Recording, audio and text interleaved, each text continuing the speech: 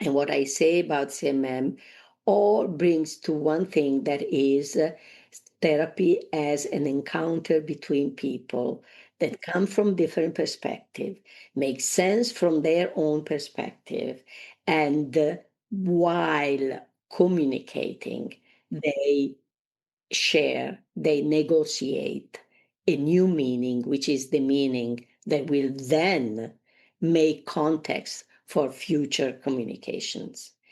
This to me is very important, because then when I do therapy, it's not what I say, it's not what they say, but it's what we are doing together in terms of negotiating meanings.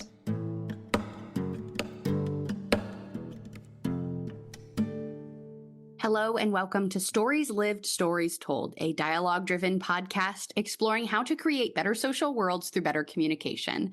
I'm Abbie, and today I invite you to join me in conversation with Laura Fruggeri as we take a communication perspective on communication, interactions, and systems.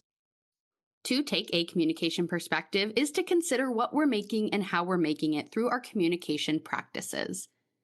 This means we look closely at patterns, context, stories, and relationships, and that we embody curiosity, mindfulness, collaboration, and dialogue to create better social worlds. So whether the topic of today's conversation is familiar to you or not, the hope is that using a communication perspective will reveal new ways of seeing and being for all of us. At the top of the episode, you heard our conversation partner today, Laura Fruggeri. Laura is director of the Bologna Family Therapy Center, where she works as teacher, researcher, and psychotherapist. She's a consultant and supervisor of teams working in the mental health services. She's written numerous articles, essays, and books in a variety of languages. She was a good friend of Barnett Pierce and continues to practice CMM in new and exciting ways in her practice as a psychotherapist. What I really like about this conversation is the way that Laura offers us a couple different stories that really situate CMM and the tools that it offers as a truly transformative practice by juxtaposing it to what was being done before, how specifically for Laura in her context, therapists were approaching conversations, and then that, kind of bleeds into other areas of our lives that you as the listener can extrapolate and make meaning of for your own context, whether you're a therapist or not as well. As always, there's so much richness in this conversation, so I invite you to now, at this time, join me and Laura as we talk about communication, interactions, and systems.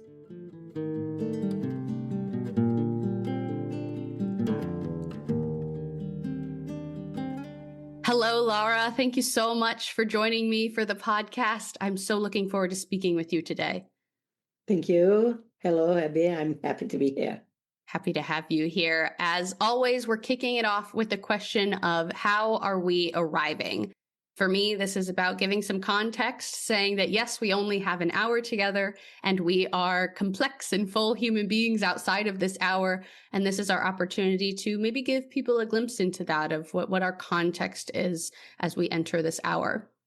What I would like to share in terms of how I'm arriving is, one, so excited to learn from you and hear about your experiences, specifically as a systemic practitioner, because the world of systems and systems thinking is something that I'm very recently beginning to learn about and see as a real partner or parallel or something that CMM and a communication perspective fits into really nicely. They really work hand in hand with each other. And I'm in this role in the CMM Institute, beginning to interact with so many new people from so many different fields. So my mind has really been in a place of seeing how a communication perspective is relevant, which I think objectively it is everywhere that we're human people are communicating. But how can I kind of help people understand what a communication perspective can offer in all of these different fields? And so I'm very much in a mindset of like CMM and world right now of what does CMM add to this, or what does a communication perspective teach us or help us with in these other fields? And so that's something that I think we have a lot to talk about, because I see that your work exists at the intersection of multiple fields as well, and brings together a lot of really important kind of competencies. So that's part of how I'm arriving today. Laura, how are you arriving? Okay, I think first of all, as a friend of Barnett Pierce, we knew each other, worked together, collaborated, kept, in touch for all the years we knew each other. So I'm very happy to be here and talk about how CMM, and not only that, of course, but how CMM has also contributed to my profession, to how I've been a teacher, a Mhm. therapist, and so this is how I arrive. And maybe then we'll be able to share some ideas and the ways we arrive seem to be a good context for this Mhm. conversation. Mhm. Yeah, yeah, I've come to understand the way we arrive is very important in terms of the lens that we're bringing with us. And a recent podcast I did was with Rachel Lilly, who talks about human sense making and is very much in the systems thinking world. And it was just such an interesting conversation to talk about the expectations and the way our brains work to predict what's happening. And that's the place that we're acting from so much. And so I love the practice that she and I had talked about, which a communication perspective and social construction is very much a part of, learning to slow down and become mindful of what's being created and explore that space a little more of those other options. So that's a bonus of how I'm arriving, something I'm For bringing. me, it's more within a relationship. Yes, yes. The idea of CMM, the social construction, it's are ideas that are good in order to be in a good relationship with people. And this is, of course, very important for me, Mhm. being a psychotherapist. Yes, yes. Okay. Wonderful, wonderful. I'm so excited to hear more about that. But before we get too deep into the content, Yeah. Laura, I want to make sure we have a chance to get to know you a little more. Would you introduce yourself and tell us what are some of the experiences that led you to be where you are today? I'm a psychotherapist, as I said. I've been a university professor until some years ago when I retired. And since then, I have taken the direction of an institute, a family therapy institute, where we do both therapy and training. So we train people that will be psychotherapists. Mhm. And I've been a university professor for many, many years. And I used to teach social psychology, family psychology, family communication. And, but at the same time, I've always dedicated at least one day a week to psychotherapy because actually I started as a psychotherapist after my graduation. I specialized in psychotherapy at the Milan Center, the famous Milan Mhm. Center. My teachers, my masters were Luigi Boscolo and Gianfranco Cecchin. And it was from all of this, university professor, researcher, psychotherapist, that I've always been all through these years. It was in this context that I met Barnett Pierce and Vernon Cronin because many years ago, I was visiting professor at the University of New Hampshire, working then with John Lenneman and Mhm. Sheila McNamee. And through them, of course, I also met Barnett and Vern. And then Barnett, I invited him to come for a conference. And we started then, back and forth. We were together teaching in Oxford to a group of family therapists. So we had so many occasions of, exchanging. That is why I say I'm here. I arrive here as a friend of Yeah. Barnett. I'm very happy to be able to talk of how important, also his ideas have been in my profession. So, Mm. so as I said, I always think I have multiple personalities, in a way, that because I've been a researcher, I've been a professor, I've been a psychotherapist all my life after graduation. And interesting, I think, is that I was trained as family therapist, as a systemic family therapist. Mhm. But before we ever started to talk about social constructionism, I mean, I'm old, so I did my training uh, in the perspective of paradox and counterparadox Mm. by the Milan group, which was a strategic approach, after all. I mean, if we have really to synthesize, it was a strategic approach based on communication, based on the analysis of communication in a pragmatic perspective. Mm. So, the idea of therapy was an application of techniques. The idea of therapist was the therapist was the director of the Mm. situation, very interventive and able to read what was happening within the family.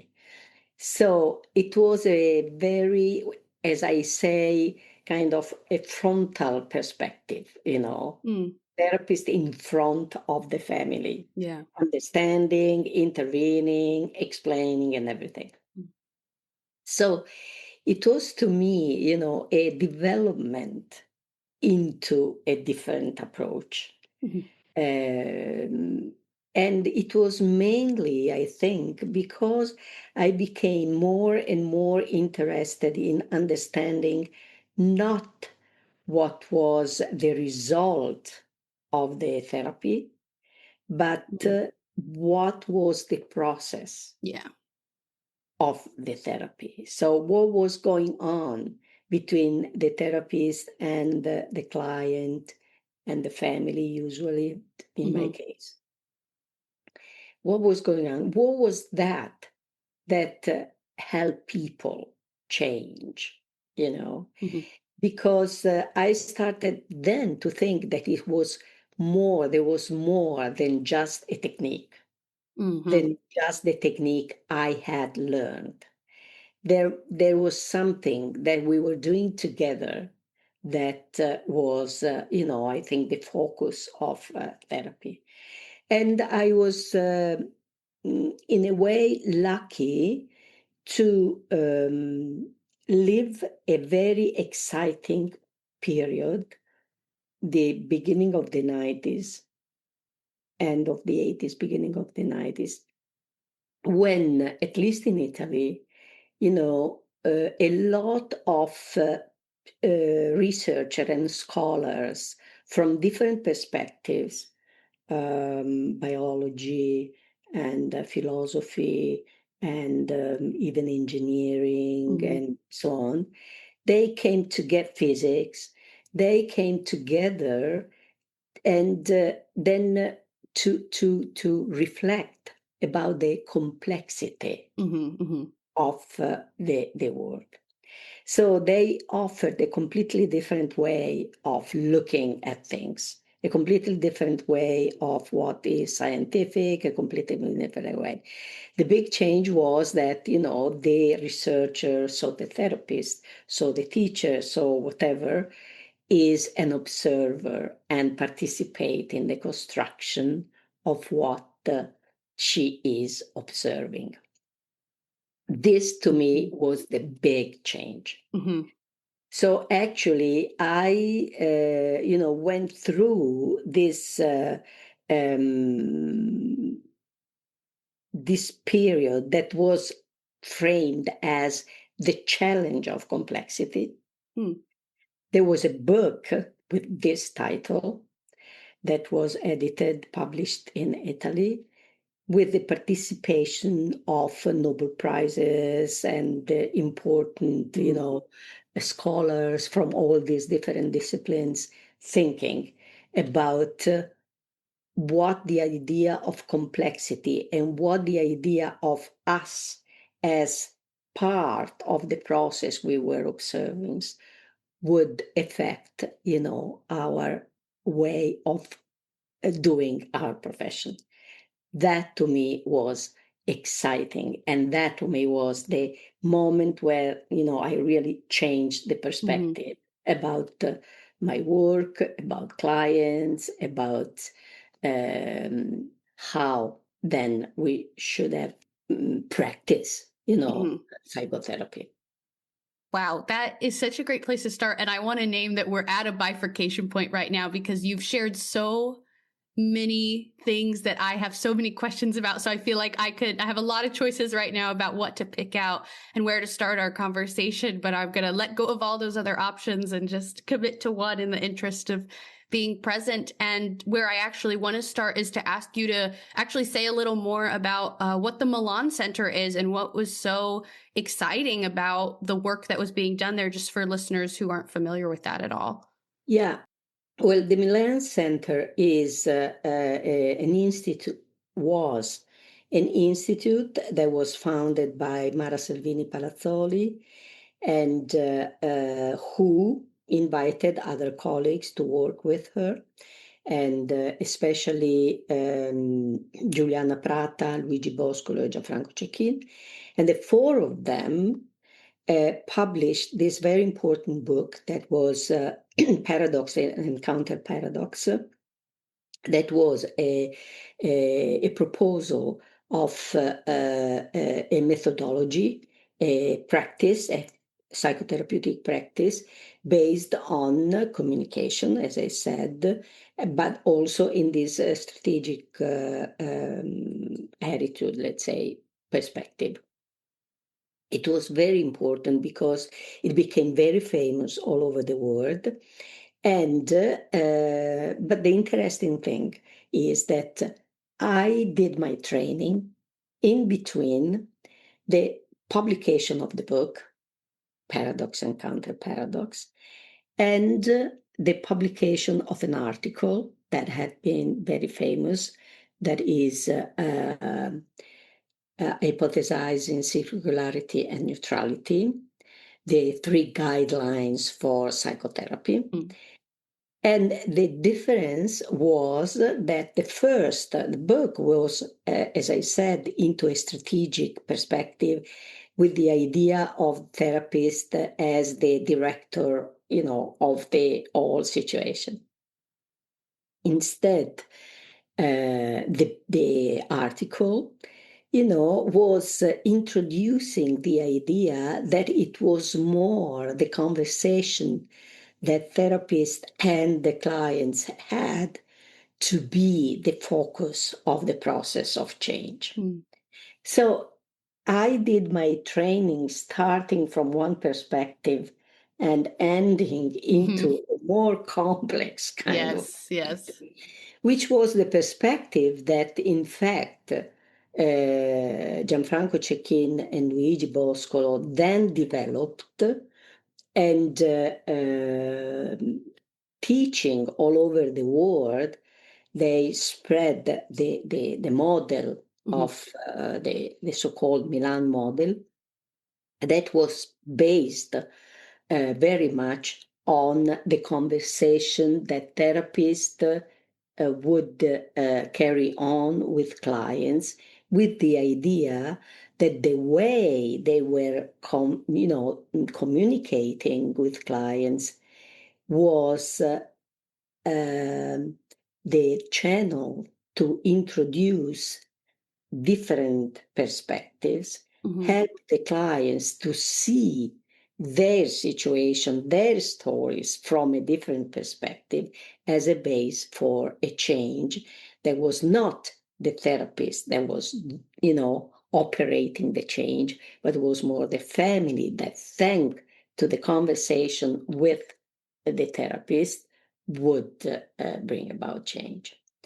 So this was a very important perspective that was introduced in the systemic family therapy, because then a lot of people started to work and do research on the right questions to ask, the question that would allow people to take a different perspective, question that would more easily introduce a difference in the way people were telling their stories.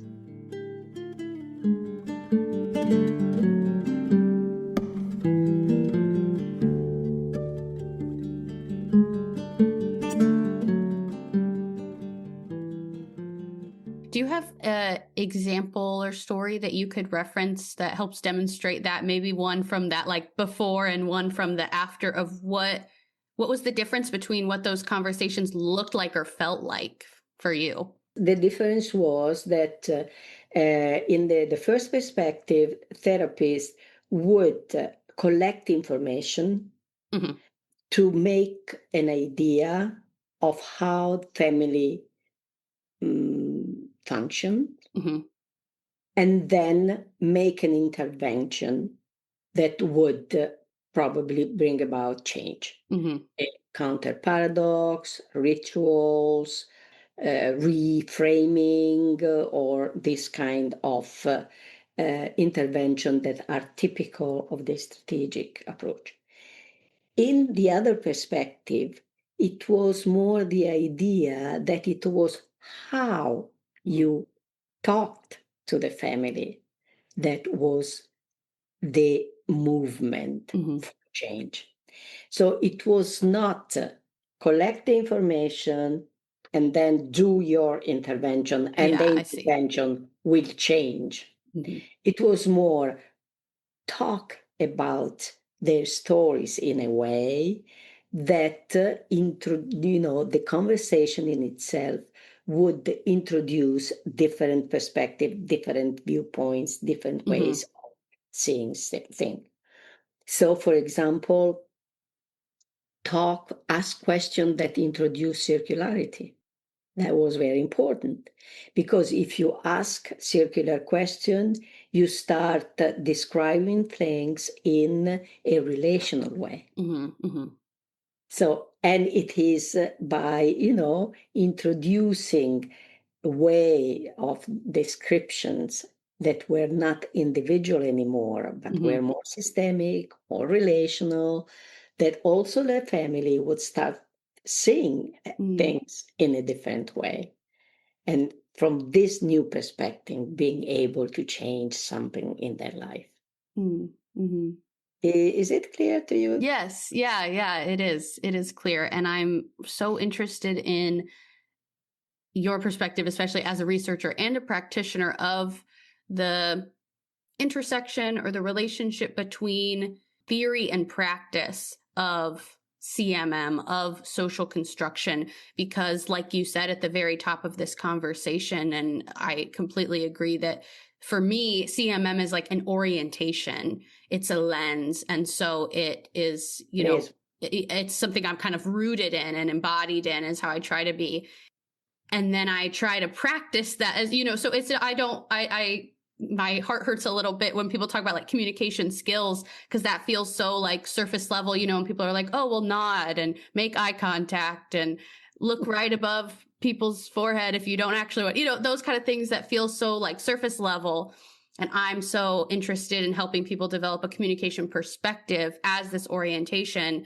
And so there's a little bit of not attention, but just I'm still curious and still exploring how to transform such rich theory and perspective into practice. Well, I think that, let's say my real training, my comes from reading Bateson, Gregory Mhm. Bateson. Okay. So the idea of context is a central Mhm. idea Mhm. in relationships, social and interpersonal relationship. So one thing that I thought it was really new and opening, minds of CMM was introducing the idea of level of context of meanings. Mhm. Because until that point, communication was the pragmatic of communication, thinking between the difference of content and relationship. But it was okay. This is content, and this is relationship. You define a relationship, Mhm. through context and communication. But the idea of the different level of context that CMM was proposing, and of course they said those were the levels, but it was more in the idea of Mhm. having level of Exactly. context. Yeah. Okay, so it was not a reification of the Mhm. levels. It was more, to me at least, it was more the idea that in the moment that we were talking to someone, we were constructing meanings through a complex process Mhm. which involved different level of context. That could be the relationship, could be the cultural context, could be. And one thing, for example, I teach to my students when I teach CMM is the importance when we talk to clients to understand what is the level of context that from their point of view is most Mhm. important in terms of, saying things to you. How do they make sense of what we are saying? And which is the perspective, because sometimes it could be the identities, sometimes it could be the cultural level, sometimes could be the relationship, sometimes could be the family myth or whatever. So the idea though that the people make sense and contribute to make sense from some point of view, which is the context of meaning of what they are doing and Mhm. saying. Okay, so I think this was the most important idea I got from CMM, because in a way, CMM moved from a perspective of communication as something that I can say and read and explain, Mhm. to something where the interlocutor, the clients, bring in one point of view. Mhm. And to understand what is the point of view of client is very important for the conversation to develop and coming to a share meaning. Mhm. So for me, CMM was very important in this perspective, because as you understand what I said before about the difference in the perspective of the clinical practice, the therapeutic practice, based on, wandering on the process. And what I say about CMM all brings to one thing, that is therapy as an encounter between people Mhm. that come from different perspective, make sense from their own perspective, and while communicating, Mhm. they share, they negotiate a new meaning, which is the meaning that will then make context for future communications. Mhm. This to me is very important, because then when I do therapy, it's not what I say, it's not what they say, but it's what we are doing together in terms of negotiating meanings, Mhm. which could be meanings of relationship, of identity, of social realities. Mhm. And this to me is important, because as we know from communication and CMM especially, communication is an activity that negotiates meaning. Mhm. In this sense, communication can be created Yes, yes, because yes. it's a moment where you start from a certain point, and thanks to the interaction and the communication, you arrive to a new point, which will be then the context for Mhm. future communication. Mhm. Mhm. And in those layers of context, I'm curious about the exact intersection or relationship or the way they play together of the CMM perspective rooted in social construction and being a systemic family therapist. Is it the family or the relationship is a system? I'm assuming it's both levels, but I'm Yeah, curious to hear how it works, that the family is a system, and also how are we understanding the relationship within the larger system of all these other contexts? yeah. Well, I have to say that a critique that I might move to CMM is that it's kind of it offers a way to understand how communication works, but pointing on the individual, on how the individual makes sense, Mhm. because the level of context, it's the level, my level of Right, context. right. You have your level of context, Mhm. and as I said, it's through our interaction that we might define what is that makes sense of what we are doing. Mhm. So if we then apply this to family therapy, where we consider family as a system that Mhm. is interactive parts, Yeah. that again, within which there are single individuals that share level of context or might not share level Mhm. of context. Mhm. So, for example, sometimes it's very interesting to see that members of the family make sense of each other behaviors from completely different perspectives. Mhm. What is considered from someone being an act of care could be considered from someone else as an act of control. Mhm. Yes. Okay. So, because they might start from a different perspective, one from the perspective of relationship, the other from the perspective of identity and independence, for Mm. example. So it's very important to have this, Mhm. possibility to understand how each other participate in the relationship in order to help them to share one way, Mm. one perspective. So what if we take the perspective of control? What if we take the perspective of care? And see how it works. So in a way it helps to uh, keep together the level of individual Mhm. and the level of the relationship.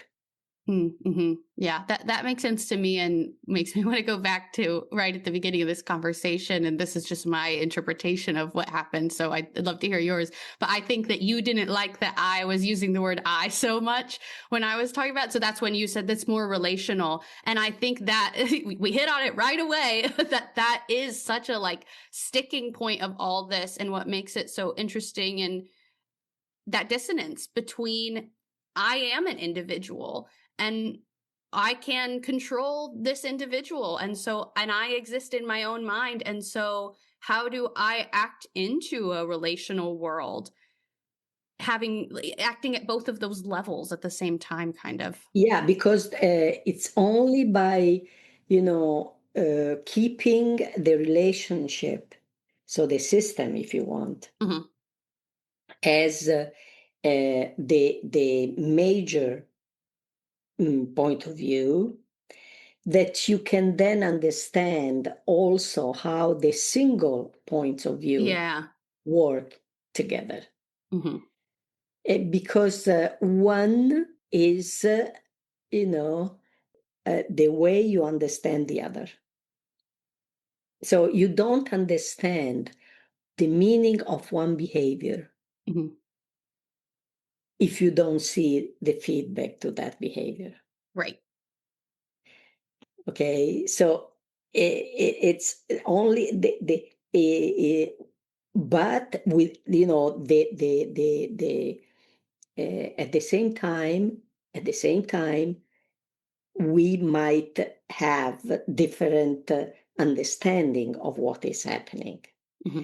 But it's interesting to see how the different understandings then make them act in the relationship. And you move then from the relationship to the single perspective, to the actions and the behaviors, and again to how the people make sense of it, and how and when, if it is possible for the people to share a meaning. I think that we're kind of stumbling into this framework that I know you've used to describe the intersection of your work of communication, interactions, and systems. Is this kind of, have we found our way there? What more would you want to say about the intersection of those three things? Yes, I think that interaction is the key for this, because it is through action, through joint actions, that we understand. We can construct meaning, and this is the idea of social constructionism, that is through action that we construct meaning. But it is through interaction, actually. So it's not just otherwise we go back to individual. Right. Okay. If we put the single understanding, the single level of context, the single action at the center, we, move away from system and social. An action is always part of an interaction. And it is the interaction that, constructs the meaning and the social reality. And when I say meaning, I say social realities, So what we are, the kind of relationship we have, in what kind of world we are, we negotiate that through interaction.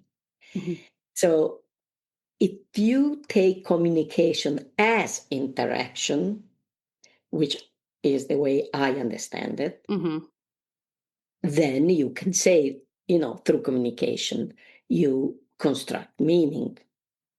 But if communication usually, has the meaning of talking, most of the time when people, say communication, think of people talking. While, Right. so underlying instead the interaction, we instead emphasize what we do together, in a more pragmatic way.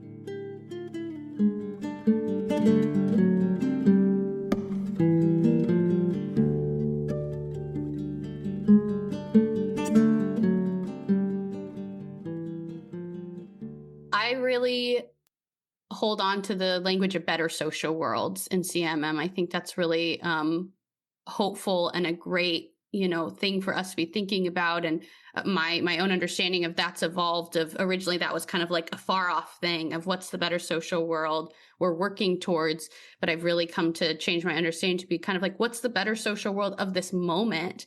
And I'm thinking about, I guess, language that's coming to my mind as we're talking about the challenge of being an individual in relational, interactions, co-constructing communication is the word invitation is coming to me, that I think that's a part maybe of the bridge between being an individual in these relational co-constructive spaces. I'm thinking about recently, I had a email exchange with a colleague of mine who we've really struggled with our communication in the past. We're not near each other. We communicate mostly over email, sometimes virtual meetings, and we just really miss each other every time. In terms of, I have felt some like hostility from this person is how I was making meaning out of it. And the past interaction we had, I finally said, I think I need to name this, because I really hate that kind of unspoken tension. I'm like, this is not doing anything for either of us. That's not what I want to make. So I kind of named that and invited this person to help me understand what they were intending because of the impact they're having on me.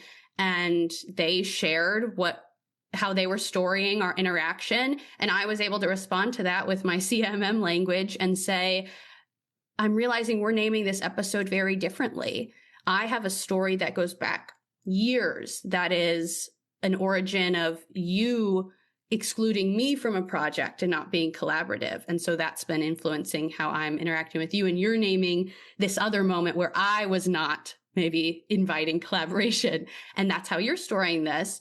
And just really understood that there was untold or unknown stories in this relationship. And so I, again, invited that person to share the story of how they relate to this kind of project we were working on.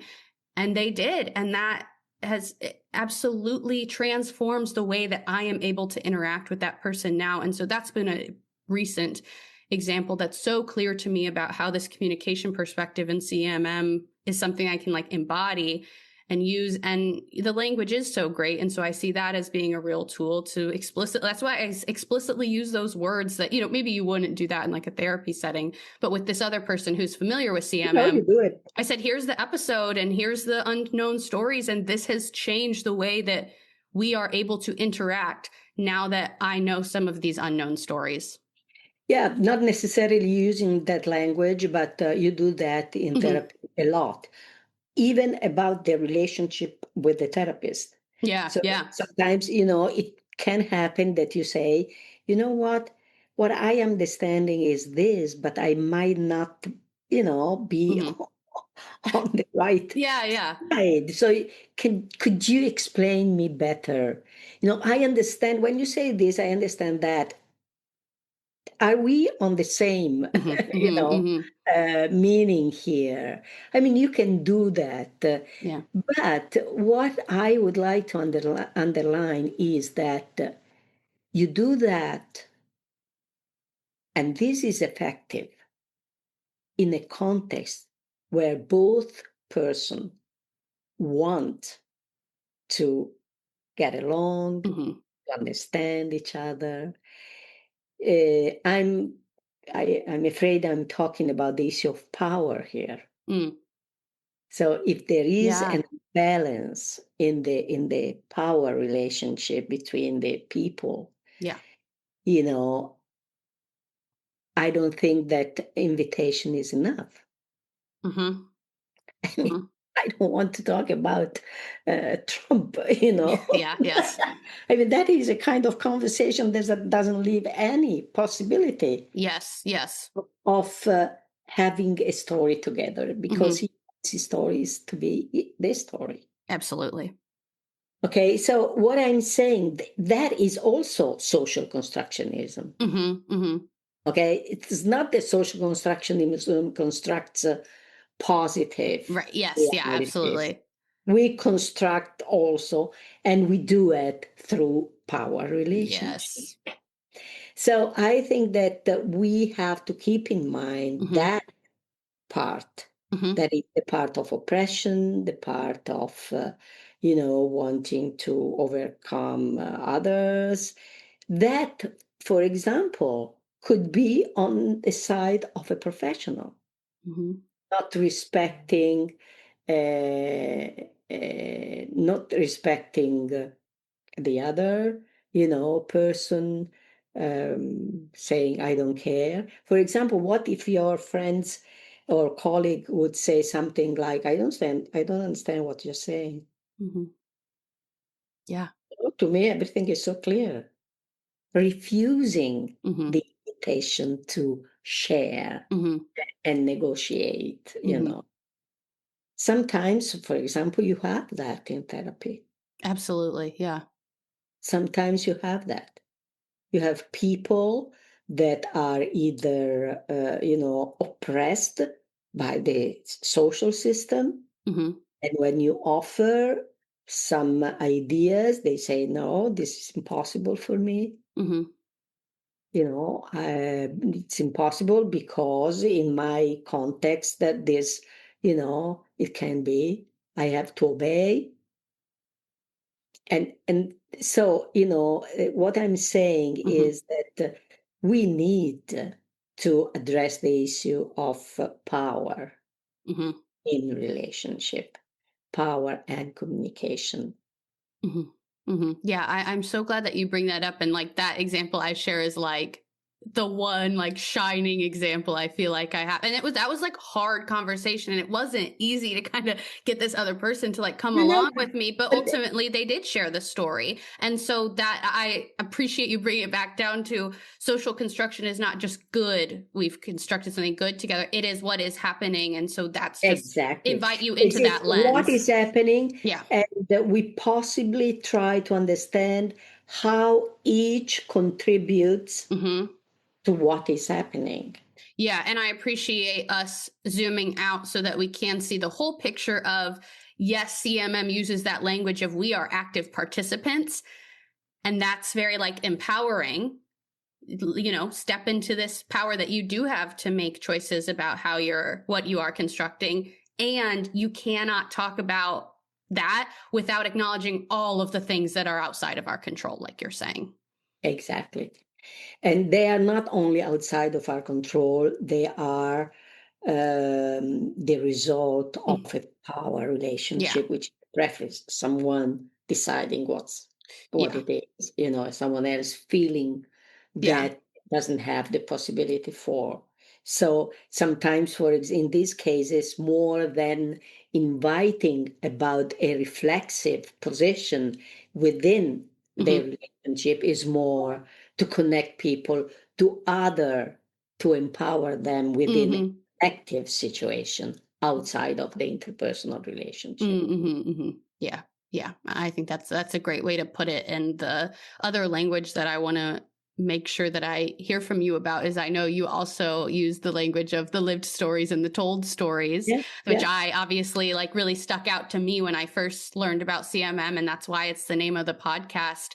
And I'm just curious to know, as someone else who loves to use that language, how do you see that, or how do you use that distinction in the Well, work that you well, do? I tell you, we used it, for example, this is not the only time, but it is the last time. Hmm. We used it, I say we because I work with other colleagues, Hmm. and we wrote an article for the Journal of Marital and Family Therapy, Hmm. and it's on press now. I mean, it has gone through the revision process. It is definitely accepted, just Hmm. it has to be published. And we use that for this particular issue that we addressed in the article. In Italy, it's a very strong Catholic country Hmm. in cultural terms, not in terms of people going to church Right. Sure, sure, sure. necessarily, Yeah, yeah. more in terms of what people believe, what they Hmm. think it's important, and so on. So Yes. usually, the idea of family in Italy, it's a very traditional image of family. Traditional in terms of heterosexual couple, Hmm. biological children, native, Yes. white, and so Yes. on. Of course, Italy, after, in the late, let's say, 50 years or so, Many things change. Also, the legislation changed, but very, very slowly. And always, not really there. For example, we don't have the recognition of the homosexual same-sex marriage, Mm. only a civil, commitment, which is not marriage. Yes. We don't have the recognition of a same-sex parenthood in Italy. Wow. Yeah. There is a strong opposition against immigration. The people cannot, if you are not married in a heterosexual marriage, you cannot use the assisted medical Yeah. procreation. Yes. Yes. Yes. Okay. So, and because of this, though, many people, for example, divorce, we have the law of but divorce is considered very bad. If you divorce, you ruin your family, ruin your children, and so on. So actually, we have like two levels, what people live, people divorce, people go abroad for being inseminated with heterologous Yes. methodologies. People remarry after divorce, even if marriage is not very good. Yeah. And on and on and on. So you Yeah. have the lived story of the people that are based on diversity, on freedom, on the liberty to choose, of projecting, and on and on and on. And the story told. Divorce is bad, remarriage is bad. In Italy, there is this in a family only one mom and one dad. So, if you have more, Yes. Yes. hang on. So, what we see in therapy is exactly that. Families that have a gap between the story lived and the story told. And because of that, they live a situation and make choices according to the story told. Okay, so for example, the example we have in that article is of a family that of a remarried family, okay, remarried couple. The mother has two children from a previous relationship. When she divorced from her partner because he was a alcoholic, he disappeared. So she raised the two children. Then she met the new partner, and the new partner became a father for these children. All of a sudden, the biological father reappeared. Now, the oldest child said, I don't want to see him. I don't recognize him. I don't want to see him. The youngest said, I want to see him. The mother couldn't believe it. You want to see that person? He's awful. He did that. He was awful with us. He beat us up. He was, and on and on and on. And the child said, 12 years old, I want to see him. The father got court. That, of course, states the right for the father and child to meet. So the child meets. But meanwhile, the child drops on the scholar prophet, how he is in school. Mother and the child fight all the time. Fight, fight, fight, fight. The situation in the family is terrible. I see the couple, the new couple. And so when I ask to the partner, and what do you do to help in this situation? He said, Nothing. Because she said, now that his biological father is back, you stay out. Mm. And he said, I don't want, and I stay out because I don't want to make confusion for the child. Mm. So the idea there is only one father Mm-hmm. took them to a decision which actually was unhealthy for the family. Mm-hmm.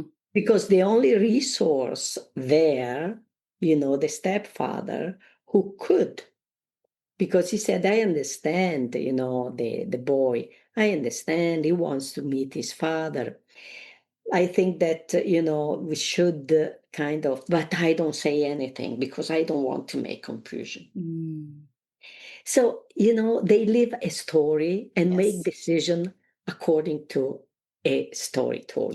So Yes. therapy in that case is to try to make the story told and the story lived coincide, Mm-hmm.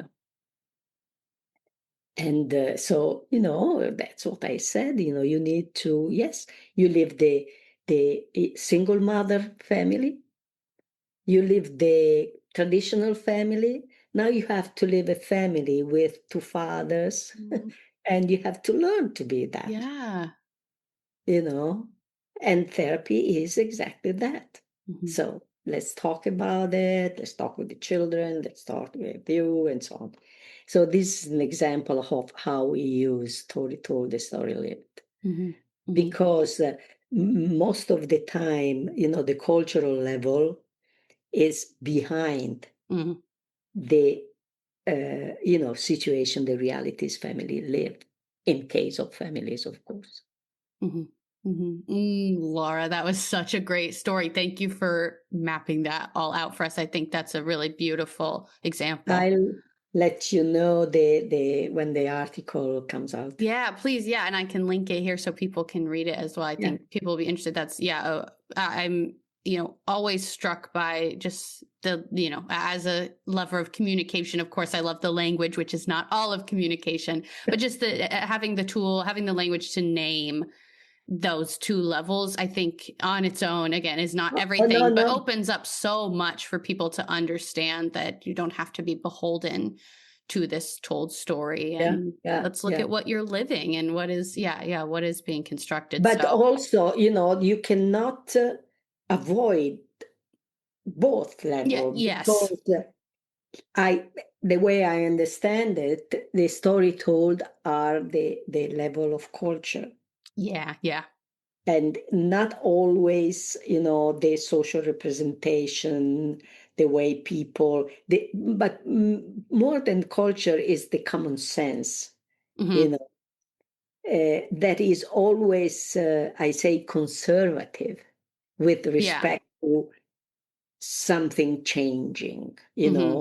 you first change and then you name what has changed. Yeah. So the people that find themselves in this process of where you have still a gap between the Hmm. common sense and the new realities, the point is exactly that they tend to make decision according to the common sense, which is not Hmm. what is needed Hmm. in what they are living in terms of changing things. Yes. Yeah. Which of course makes me think of what I've understand to be like the shoulds of our lives are the like logical or moral forces that CMM Yeah. articulates, that those, yeah, just link right up with our told stories. And Sometimes, yes. I have this idea, which I cannot prove, of course, but I have the idea that we go back to actions. Hmm. The story lived are more advanced, more revolutionary than the story told. Hmm. Hmm. And I think this is sometimes the problem. Yes. Yeah. I know. I Story told absolutely are see that. more, you know, Hmm. anchored to the past, Yeah. to the old language, and this while the story lived are, in the need of people. Hmm. Hmm. Yes. Yeah. That's so beautiful. Laura, I think I could talk to you forever. As we kind of come to a close, I want to offer just one more chance. That was a great story to end on, but is there anything else you'd like to share? Anything we haven't talked about today? What do you want to leave us with? There are so many things, of course, that Of course. nothing that I think. I like to actually finish with this idea of story told and story lived, because I think that can be a good lens, again, not to be reified, but a good lens to read some situation of people. Mhm. This to me is important because it gives you the opportunity of having lenses that are not necessarily pathological, but they Mhm. are just lenses that explain the process of change in society. Mhm.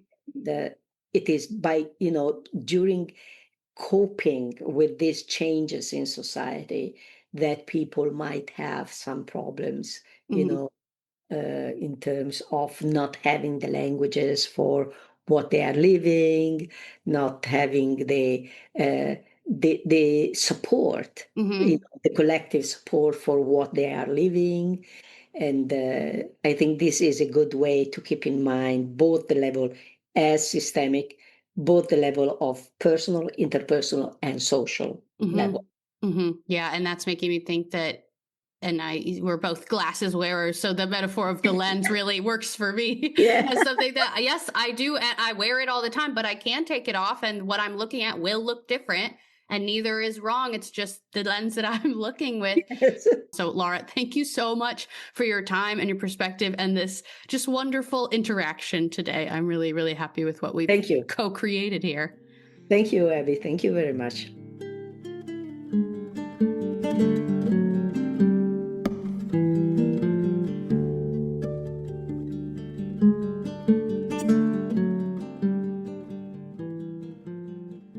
Okay, that is all for today's episode. But remember, the conversation doesn't stop just because the episode does. There are so many ways to stay in dialogue. First, you're always welcome to reach out to me to share your reflections, questions, and ideas. There are also a number of online spaces where you can comment, including the Stories Lived, Stories Told Instagram and the CMM Institute Substack. Links to all these places to connect are in the show notes. If you want to stay up to date, a couple things you can do are follow the show wherever you listen, leave a rating and review, share this episode with someone you want to invite into the conversation, and subscribe to the CMM Institute Substack to get every episode right in your inbox. Stories Lived, Stories Told is an initiative of the CMM Institute for Personal and Social Evolution. You can learn more about the CMM Institute and our other initiatives, including our other podcast, Cosmo Parenting, and all our free Cosmo activities, as well as Cosmopolis 2045. There's also the CMM Institute Fellowship and the CMM Institute Press.